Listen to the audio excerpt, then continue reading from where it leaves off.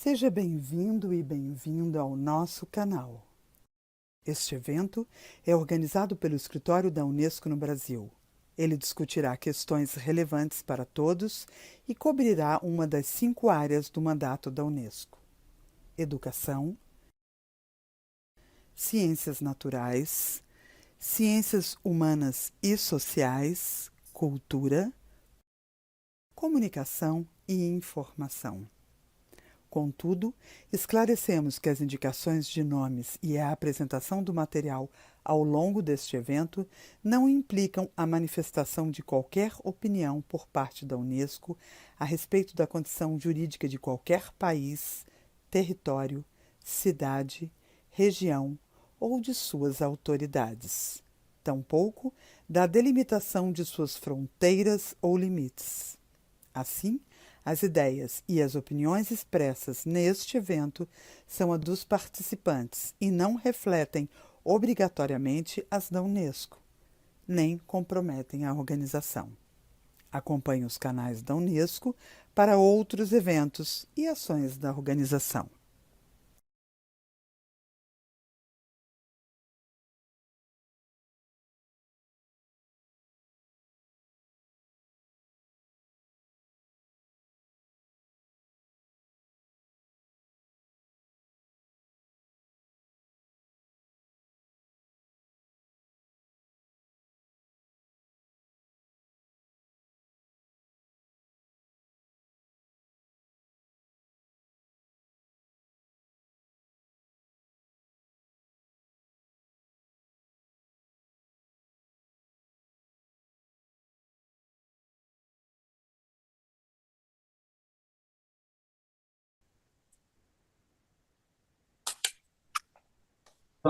Good afternoon to everyone here in the University of Lisbon and the School of Education.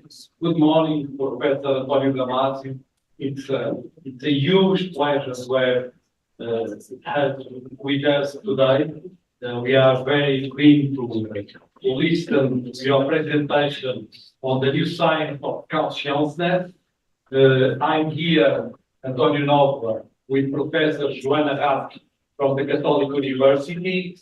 At the end of the presentation of Professor Damasio, we'll enter into a very brief conversation during 15 or 20 minutes. So if you have any questions that you'd like to ask Professor Damasio, please bring it to us and we'll try to ask it to Professor. And as we are a couple of minutes late, I will give the floor immediately to Professor António Damasio, thanking very much for your presence here today with us. Thank you, Professor. The floor is yours. Thank you very much, and good afternoon to you, good morning to me, and a pleasure to be here. Thank you for introducing me. So let me begin by making clear that I am not an education expert. I'm a neurobiologist by training and by practice, and I study really how minds work and investigate how the biology of our bodies and of our nervous systems produces those minds. So what does a neurobiologist know that is possibly relevant to education, which is, of course, your topic? And the answers that first come to mind invoke notions such as learning and memory. After all, one cannot be educated without learning, and the process of learning does require memory. But there is far more that can and should be said about education from a neurobiological perspective. And perhaps the most important things to say revolve around 2 questions. First, what is education in essence, from our point of view? And what is education for? That would be the second question. So the essence of education is a process of instilling and promoting knowledge about the individual, about other individuals in the surround of that individual, and about the universe in which the individual and the others operate. And by universe, I mean not only the natural physical universe, but also the fabricated universe, that universe that has been already constructed by humans over historical time, and the social universe that has to do with the society in which one lives, the economic factors within that society, and the political operation of that society. So education provides, instills, and imparts specific knowledge. But the next question is, what is education for? And this is the crux of my presentation to you. From the perspective of biology, education provides the individual with behavioral strategies and with knowledge that allow the individual to harmonize with the others. In other words, harmonize with society and with its structures, its rules, and operations. So, natural, invented by humans, the ultimate practical goals of education are very simple. Reduce harm to the individual, enhance the individual's welfare, and at the same time, reduce the destructive forces that threaten others and the environment, mostly the social environment, and overall increase the wealth of society and its prosperity. So what I'm really saying is that there's a process of harmonization that is necessary, and the harmonization really has to do with the operation of those individuals that are in a specific universe. But the ultimate goals of any educative process are, in the end, the reduction of harm to the individual and the enhancement of the individual's welfare. And of course, once that operates for the individual, we end up producing a result that is extensive to others in the surround. So the critical issues should be obvious. Whether in primary school or in secondary school or at the university level, and needless to say, at home, prior to school and after school, education is about allowing human beings to reach their highest potential for personal happiness and for the promotion of the happiness of others. From a biological point of view, there couldn't be anything else but this. It's the promotion of personal happiness and the promotion of the happiness of others. And of course, we're using the term happiness in a rather loose way because that happiness really translates into better function, better operativity of that particular individual. And all of this, of course, comes with the other side of the equation, which means reducing harm to both self and other, and protecting the social fabric and the physical environment. So, as I was preparing these notes for you, I thought for a moment that I could sound like a sanctimonious politician campaigning for his party and promising solutions for general prosperity and eternal happiness. But of course, I am not campaigning for anything. I'm not campaigning for any office, and I'm actually staying very close to the science. Now, which science? I mean the science of life, the science of biology, which happens to be my science. And education is necessarily deeply related to life and to its reason for existence. Is precisely what I pointed out earlier. The reason for existence of that particular practice that we call generically education is harmonizing a living being, in this case a human being, with others and with the physical universe. You need to have these two components. You harmonize with others that are like you, and you harmonize with the physical universe that actually gave birth to both. Now, why is this so? Which conditions of our nature require the ministrations of education and demand that it aims at this care, for this care, which in Portuguese you could translate very easily as cuidado, this care, this cuidado for harmonizing with others and with the environment. What are the conditions that force you, in the end, to create those harmonies? And the answer comes in one single word that I will be spending some time with. And that word is homeostasis, in Portuguese, homeostase. Now, what is homeostasis? Homeostasis concerns the process of life. It is central to the process of life, and in fact, you cannot define what life is without making an appeal to what homeostasis is and is providing. So, homeostasis is the state in which any individual organism needs to be in so that it can acquire energy to continue living in such a way that it does not suffer damage or get sick or perish. So it's really a set of conditions that is necessary for life to operate. And if you are not within a homeostatic range, you are at the risk of perishing. You are, in the very least, at the risk of not functioning well. And this is very interesting because you can immediately see it in relation to you, any of you right now, in any part of the day.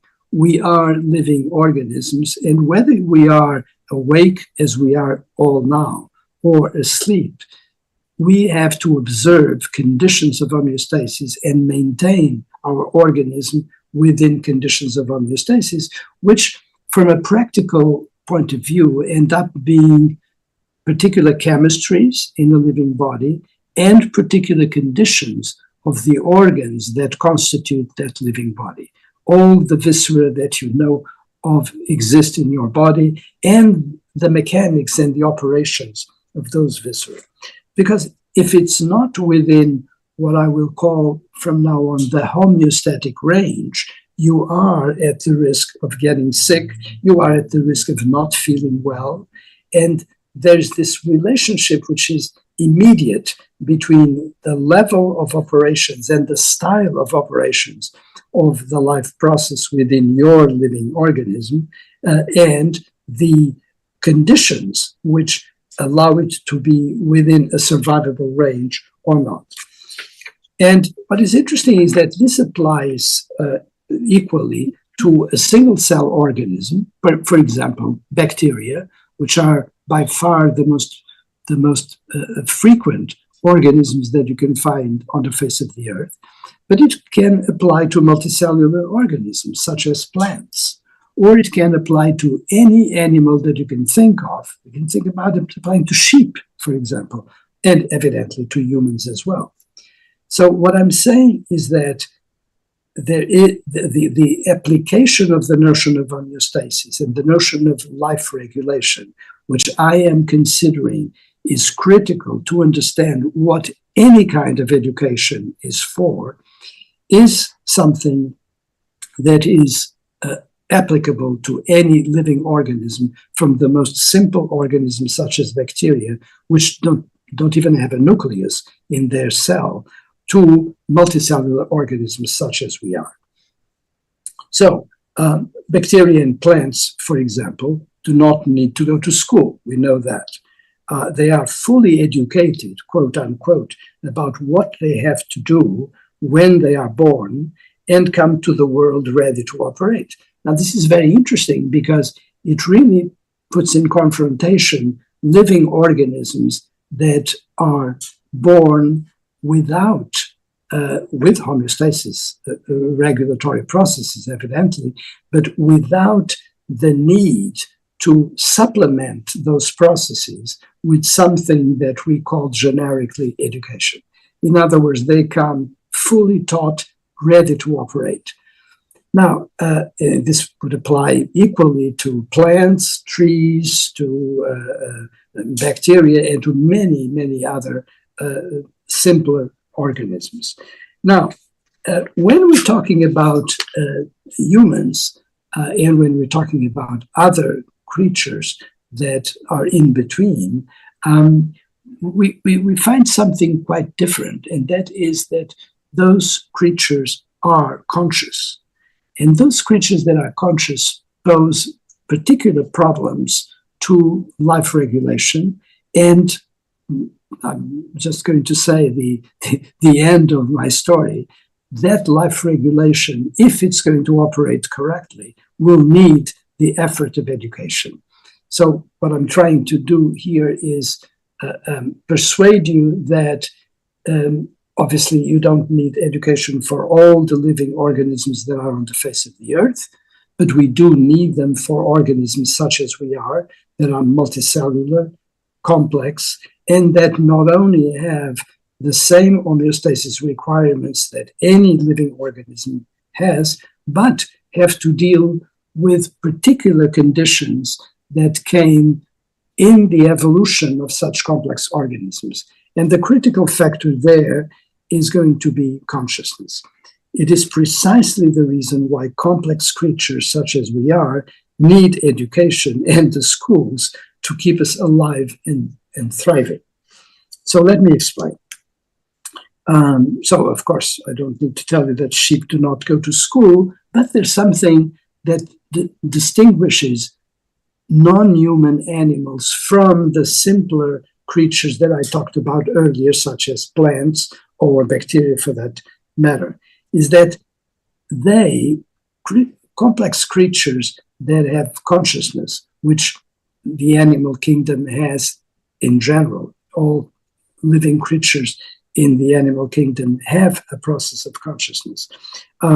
They are, if not taught in schools, taught by a process of linkage to the culture that surrounds them, and they're taught by their parents and by their siblings. So animals have a teaching process and have an educational process, except of course that it has nothing to do with the school systems that we have and that are required for humans. I'm calling then attention to this simple fact. Creatures that are animal but not humans have a gift of consciousness, and that explains, is the key to the mechanisms that have led to the eventual development of schooling, education, and of language, which is something that I will mention next. So what I'm saying is that in order to adjust complex conscious organisms such as we are humans, and now we're going to forget about other species, in order to adjust them to the demands of the environment, we need an intermediate process that is the process of education. And of course, it's quite interesting, when in preparing my comments, I was talking to people about education, and people normally don't see it in this biological perspective. And the question that we should ask is, where did education come from? Where did education come from? Why was that need identified? And the need was identified, obviously, in early stages of human development from the point of view of species, and the identification of that need led to all sorts of processes, some of them extremely simple, that eventually became what we now recognize as schooling, as schools, all the way from the very simple schools to elite universities, for example. Now, I need to backtrack here for a moment because I entered two concepts that were not there at the beginning of my talk, and one is consciousness, and I also mentioned language, and I need to say a few words about both of these processes. And the process of consciousness in particular needs quite a lot of attention, because it is something that traditionally has been a sore point in the history of science and in the history of philosophy as well. People have struggled for a long time to define consciousness and to precisely indicate what it is, how it is generated, and what it is for. And there are ongoing debates about that point. The good news is that from a scientific point of view, biology and neurobiology has been giving very important answers in this topic. And at the peril of sounding pompous, I will tell you that we have a pretty good grasp today of what consciousness is. It is not without debates, it's not without questions, but the fundamentals are clear. And I made a note here to read to you. So, consciousness, in the simplest of terms, is the process of knowing automatically, spontaneously, that we are alive and that our current state of life is conducive to the continuation of that life. So I'm using here a fundamental biological definition of consciousness. It happens to be my definition of consciousness, and it's defended in a number of articles and even in one book. And what I'm trying to tell you as we talk about education is that consciousness is not something horribly mysterious and is not something terribly cognitive that came at the end of development of what we are as human beings, but actually something that preceded human beings and that was available also in many, many species that came before humans and that were therefore conscious and perfectly capable of operating. So we are privileged to know that the state of our organism is appropriate or not to permit our life, and we have to thank consciousness for that. We come to know thanks to feelings, and here we need to introduce yet another complex concept, is that we don't come to know and be conscious of any knowledge through higher cognitive processes, but rather by feelings, feelings of our life state, feelings of our homeostatic state. And I want to make a note to you, since many of you know that I have been involved for many, many years in the study of affect in general and in the study, for example, of emotions, that feelings are not emotions. Emotion, and we need to make that clear so that you don't think that it's emotions that are going to be the undergirding of consciousness and then the undergirding of the conditions under which we can be educated. Emotions are about movement, are about expressions that we have composite orchestrations that will produce things such as joy or sadness or anger and so forth. Feelings are actually mental states, but mental states that have a color, mental states that are very closely related to the state of life and therefore indicate what the life state is. And when I give you examples of feelings, of these homeostatic feelings, as I have baptized them, you will see immediately what I'm talking about. I'm going to enumerate some of the fundamental feelings that any of you at this moment could be feeling, and that many of you will feel throughout the day, and some of which will actually be felt continuously throughout your life. Hunger, thirst, satiation, pain, heat, cold, well-being, pleasure, malaise. All of these are feelings, and all of these, when you think, just meditate a little bit about them, all of these are indicating to you, in no uncertain terms, something about the state of your life right now. And when you have hunger, you're being told that you better find something to eat. When you have pain, you know that something is not working well, and you are asked to pay attention to that and seek a remedy for that pain. When you are cold or hot, you have ways of adjusting to the situation. When you're thirsty, you have the possibility of drinking and closing that. And very interestingly, if you are in a state of well-being, which I hope that you are, all of you, you're being given some very critical information, is that things are reasonably well, and you are allowed to explore the world and pay attention to other things which are not yourself. So think of the beauty of what nature has prepared for us.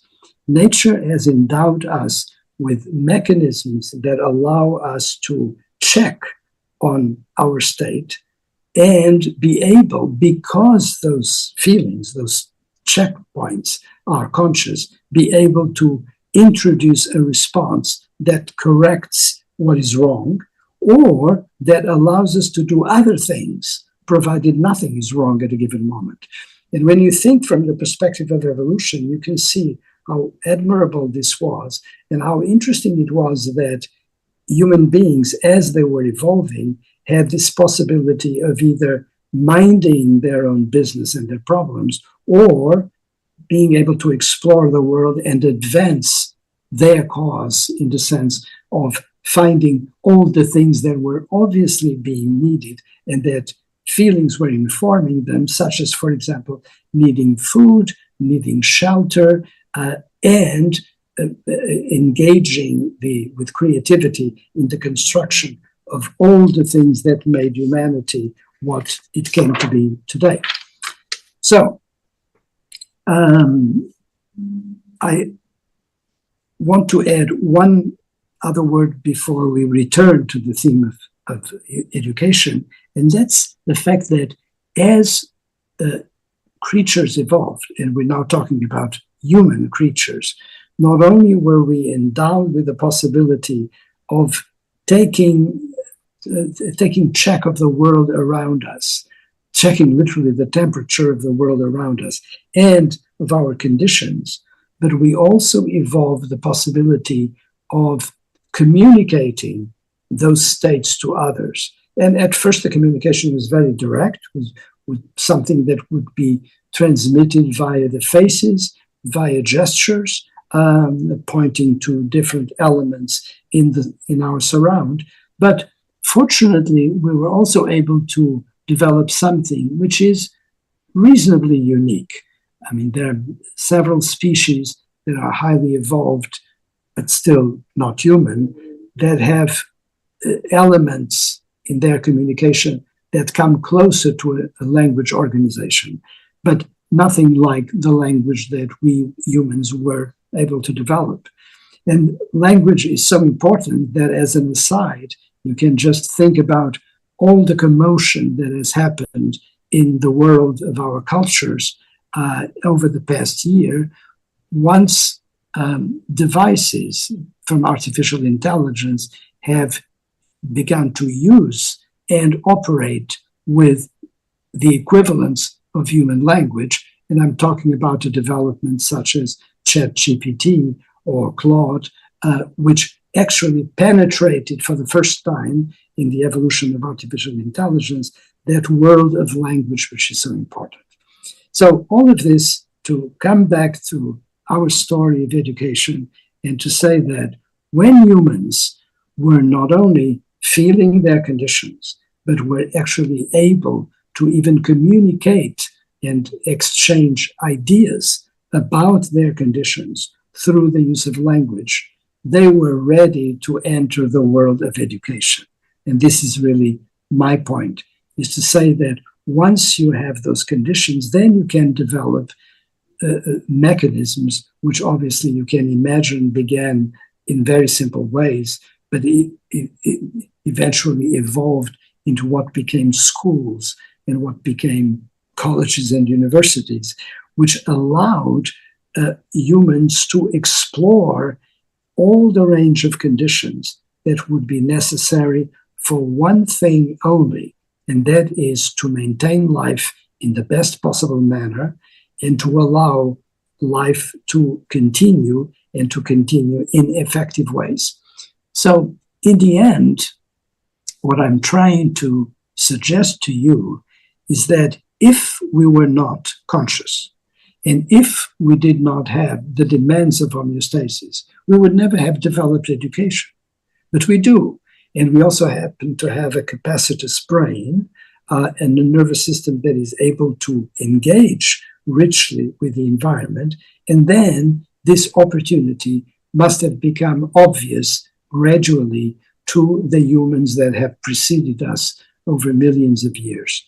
And that is the possibility of engaging in a formal process of investigating the world around, investigating the universe of human relationships and of the relationships of humans to the physical surround. And by having that, we had the possibility of improving our condition.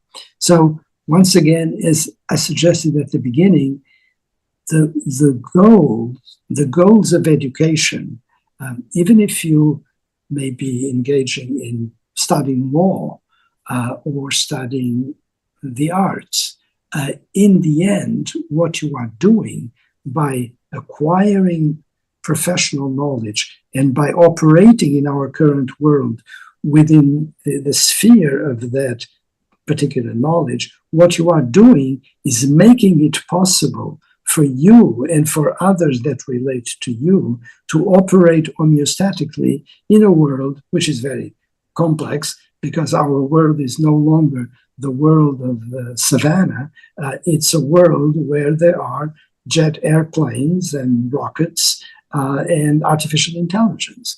But the goal, the primary goal of education remains the same. It's this beautiful adjustment to the conditions that permit your life, and this secondary but very important adjustment to others, so that you end up not producing harm, but rather producing wellness for others, and you expect reciprocity, and you expect to have the same thing done to you.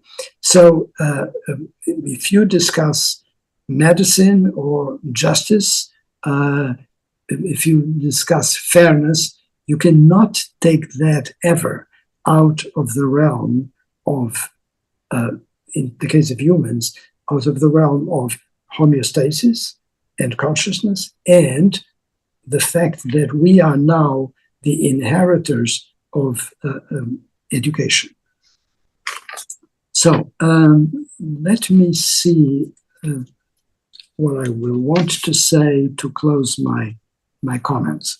To say that in the end, education is the collection of facts and practices that needed to be discovered and invented to allow humans to survive in the best possible condition in a universe with the most varied physical and biological characteristics, and importantly, in a universe that was evolving sociopolitically and producing varied cultures. So this is the deep connection between neurobiology and education. Our human biology required the invention of education. It's inconceivable that we would be where we are today had education not been invented. From the simplest of school levels to higher education. But the entire edifice of education has one main purpose and one main purpose alone: the continuation of life for current and future generations in the best possible ways. Had homeostasis not been present in our organisms, there would never have been education. There would never have been the need for education. And had consciousness not developed, there would have been no need for education either. And had language translations of cognitive processes not emerged, not much education would have been possible. So from a biological point of view, you have homeostasis as a fact of life, a fact that needs to be coped with. You have consciousness as that very permissive and capable novel function that allows us to know that we are alive, to know that there are others in our surround. And then you have this yet important development, which is language, which allows you to not be closed in your organism and be unable to communicate with others in an effective way, but on the contrary, allows you to communicate your thoughts, your inventions, and mediate the invention of other properties, which is what will permit the advancement of not just cultures in general, but humanity in particular. So I'm going to stop right here, and if you have any kinds of comments or questions, I'll be happy to entertain them. Thank you so much. Thank you, Professor.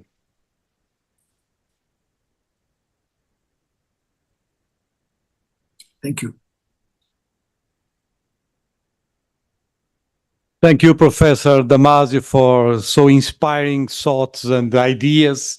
We are now, if you allow us, for 10 or 15 minutes with 2 or 3 questions. I'll give the floor first to Professor Joana Rato from the Catholic University, which is with us, and she will begin this brief dialogue with you, Professor. Please. Good afternoon and good morning to you, Professor. First of all, thank you, Professor Antonio Novo, for this challenge. Thank you so much, Professor Antonio Damasio, for outstanding talk. And to learn, to be able to learn your thoughts about this biological view and the connection to education. I actually put together a set of questions.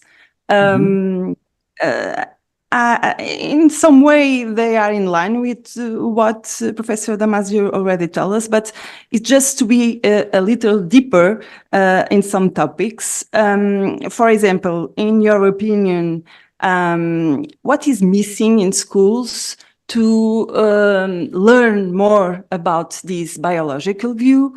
And since we find a lot of teachers' beliefs, and we can point fragilities in school contexts, or also we can blame scientists for not working enough to bring neuroscience knowledge closer to schools. This is the first one. I have more. Well, I think that there are problems at all levels. The problem of how to build curriculum in schools exists at all levels because, as I was just suggesting, schools exist in a real context, the context of life, and life has by now extremely complex arrangements depending on the culture you're in, depending on the country you're in, and even depending on the social and financial conditions of the place you're in. So there are all of these factors weighing in on what schools can be and how they can be. But one thing that is, I'm very glad that you touched on the issue of the connection between the scientists on the one hand, and you might add also the artists, the creators that are not in the world of science, like, for example, in arts and music or theater, and the population that is in charge of teaching, of educating. And of course, those connections are very often not very strong. And they're not very strong for reasons that have to do with the social conditions of a certain milieu at any level, wealthy or poor. And they probably have to do a lot with the insufficiency on the part of scientists to explain their point of view in relation to education. Not my point of view, because I think that the point of view that I expressed is probably not very common, and it's probably a little bit my own view of this, although I think it's a correct view. But in other topics, the connection between the scientists and the educators is very often lacking. For reasons that have to do with the preparation of the people and what they do. It's just life, that there's nothing There's nothing criminal about it. There's nothing that one should criticize in a very harsh way. It's just life. People are in different domains, and the communication very often is difficult. But that doesn't mean that we should not do everything possible to make that communication better. And I think the answer to your question is, the more people in the world of science can reflect on education, and the more people in the world of education can be informed and gain connections to scientists and artists, the more the relationship will be richer and will function better. And I think that to a great extent, that is happening today. Not everywhere, obviously, but it's happening today. And I think that, I'm normally very critical about some of the developments in our own culture. For example, the developments that have to do with the digital world, the development they have to do with smartphone life and computation in general.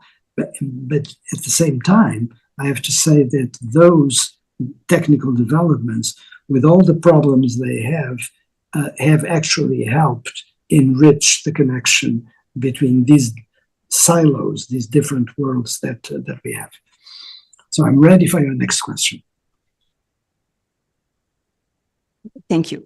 Do you think that with this biological view and this conflict about what is really pleasure or learning with pleasure, we need in your schools more safe space to learn about the failure?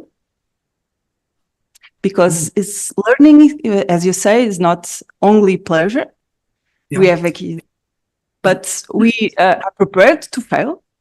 Yeah, well, I think that's a very interesting question. And the answer is yes. Of course, you need you need to be allowed to fail. The way in which there may be some very happy creatures that grow up and by age 10 know that they're going to become this or that professionally.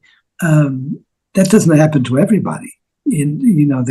There's room for search and discovery.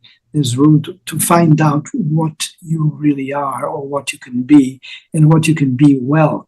And there ought to be in schools an enormous amount of safe space to allow people to fail, to allow people to discover that something that they really wanted to do turns out to be difficult, and that there are other avenues to happiness and success. So I think that it's very important. And I think that one of the characteristics of older schools, and probably characteristics of schools that would go to my time of school, or perhaps Professor Sampaio da Nova, not you, you're very young. So you haven't had as many problems as we did.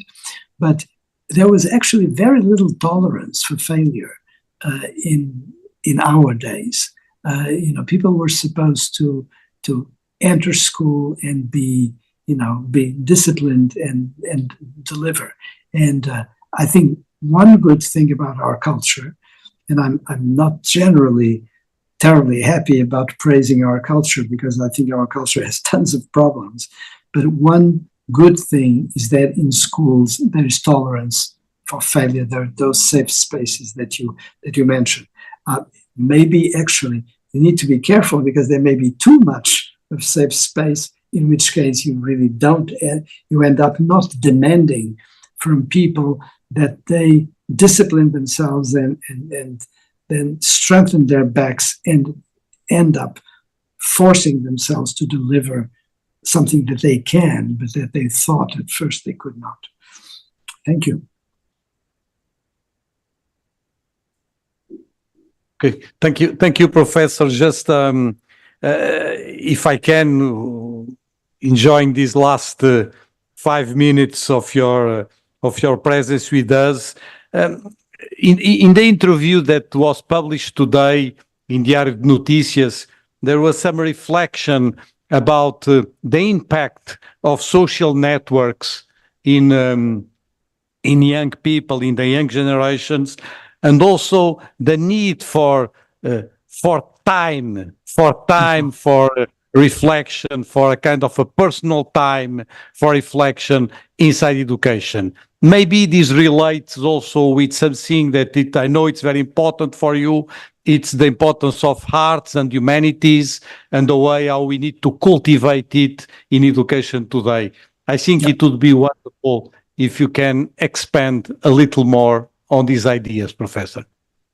Very good. Well, let's first deal with the problem of the time that people are spending, for example, with social media. I think that there's a very big problem there. It's quite obvious that things developed the way they developed because the techniques were available, the gadgets that permit easy communication, and in particular the development of smartphones has transformed the world.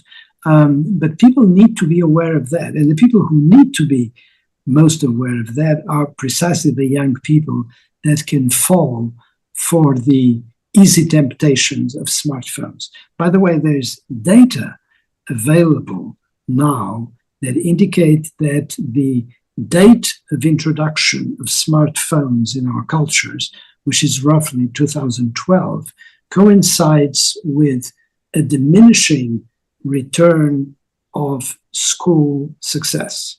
So there is, and of course, these studies are very difficult to make, and they're very difficult to bias in wrong ways. But think of the possibility that smartphones, with their enormous attractiveness, which you can see, I mean, any citizen of urban environments today, doesn't make any difference whether it is in America or even in Europe, although far more here in America. And, I live in Los Angeles, and in Los Angeles, at my university, you run on any street, you're very likely to have to avoid the person that is coming towards you looking at a smartphone and reading or texting on a smartphone and totally oblivious to the fact that there's a person that could collide with you. And that's something that is of concern. The other thing that is of concern is that the world that is presented in social media is a world that is attractive visually, it's colorful, it's animated, and it's very, very attractive. But at the same time, it's constantly confrontational. You're seeing that world in front of you, and you are both attracted by that world, but you also can enter very rapidly into an exhaustion. So it's robbing you of time and space for reflection and for being with yourself. You cannot spend all your waking hours with gadgets that are giving you colorful information and giving you new facts that you have to cope with and digest. You need quiet time. And I think that that is a very major problem in our cultures. And I would be very surprised if it will not have repercussions in terms of the way societies operate. And of course, here we go back into education. What these devices are giving you is, in fact, a mechanism for education. They are educating you. What I would suggest is that while they give you all the news that's fit to put in an iPhone, they are exhausting you and therefore allowing you to not derive as much benefit from education as you could and as you should. So I think that there is a problem there.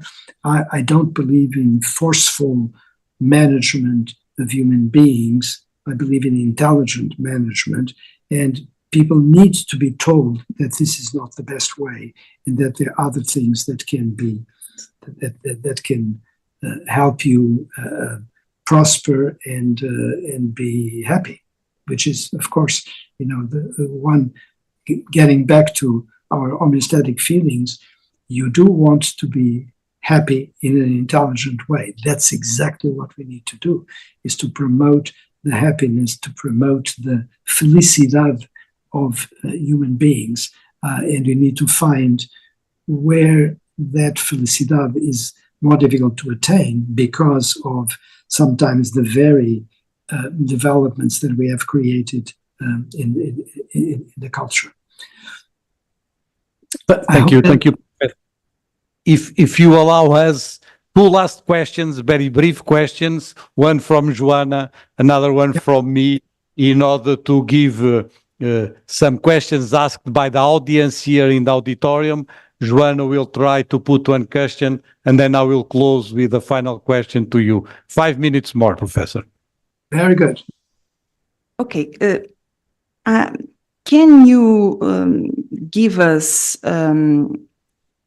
example, what you think is the best neuroscience findings about how learning happens, about what really matters to teachers, concerning the strategies that can, in some way, tell us that is from neuroscience research? This is a provocative question. Yes, well, I think the answer to that is a combination of a certain number of factors. Let's not put a number to them before we find them. First, I think that the best environment for learning is an environment of pleasure. Pleasure in a very broad sense, pleasure in the sense of well-being. I don't think people are going to learn well if they are not feeling well, if they don't have well-being, if they don't enjoy the process of learning and the place where that process is taking place. So that positivity of affect is a great secret of learning. And a great secret of schools and of education in general. So if you're not going to have people do their best and learn their best if they are in a prison, if they are in a place where they are forced to do things. So a great secret of education, I think, not being an expert of it, is to attract, to seduce, to convince people that what they are doing is engaging, is interesting, and will have importance for their own lives. People are getting, and reasonably so, not only very distracted by social media, but also very demanding about what they get. So they need to be convinced that it is a good thing for them. And the introduction of sources of pleasure is extremely important. I think that you could, for example, go to the arts and have an interesting example that will add a little curve to what I'm saying. If you're going to become a great musician, I'm sure you're going to enjoy tremendously the teachings of a good school and the pieces that you will play that are very enjoyable. But at the same time, there have to be something called practice that will oblige you to do things that are less than permanently pleasurable.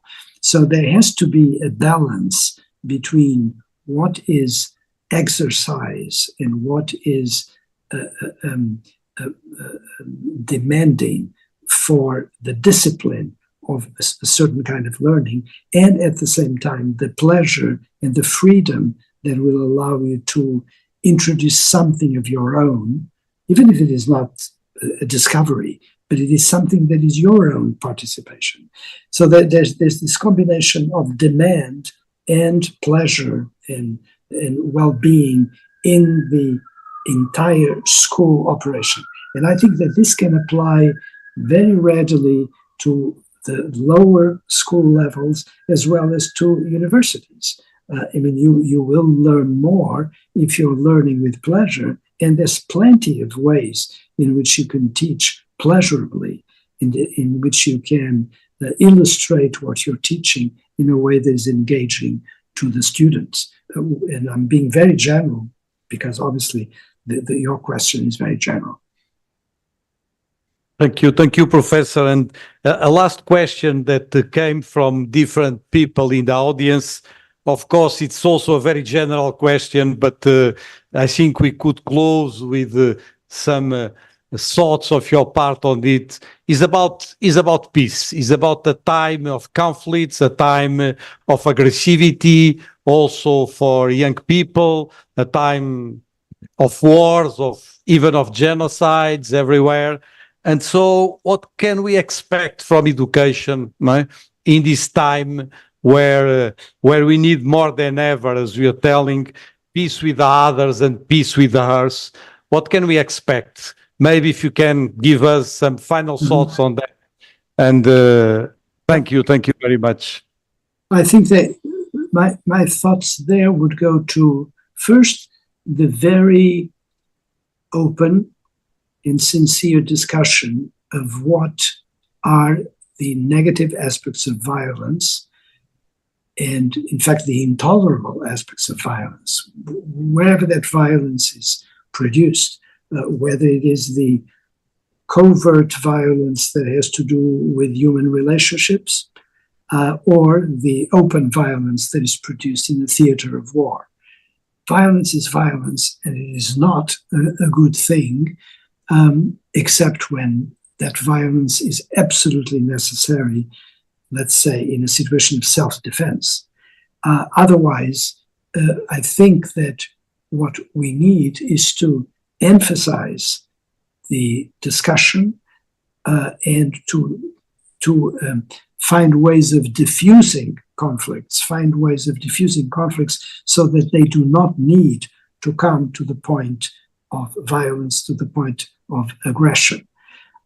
Because, we are made of this combination of forces. We are, all of us, aggressors. We have the potential for being violent. And what we need to do is literally study or learn to observe our own tendencies and realize that there are ways of solving the problems that will not need to include violence. And then this is what I would say at the personal sphere, within the individual. Clearly, an individual that is highly educated and that knows history and that knows his or her own history is much less likely to fall for the violence than an individual that is not educated. So here, the importance of education is absolutely outstanding. And then to find the alternatives that, it's not just a question of rejecting violence, it's a question of endorsing ways in which people can live with each other with gain that is not gain only in the pedestrian economic sense, but gain humanly. And once again, this is where the arts are so important. And some of the arts, of course, if you think of the way in which good cinema, good theater can teach about life, or the ways in which music and the visual arts can teach you about ways in which you can enjoy being alive and being with others, sometimes in situations in which you do not even need to have specific references. When you listen to Mozart or to Beethoven, you can think about lots of scenarios that can go with a particular piece and with a particular way of playing it. But you don't need that. You don't even need to have the concrete scenario. You have the possibility of indulging your pleasures without having a specific theater, without having a specific situation which could have provoked the pleasure or the pain. And you have a way of exercising your emotive, your affective systems. So that's what I would suggest. Thank you. Thank you very much, Professor. It was indeed a huge pleasure to have with us today. Very inspiring, very brilliant presentation. Thank you very much for your generosity, for being with us today, and hopefully we'll follow up and we'll continue these conversations with you. Thank you. Thank you very much, Professor. Thank you for having me. Thank you.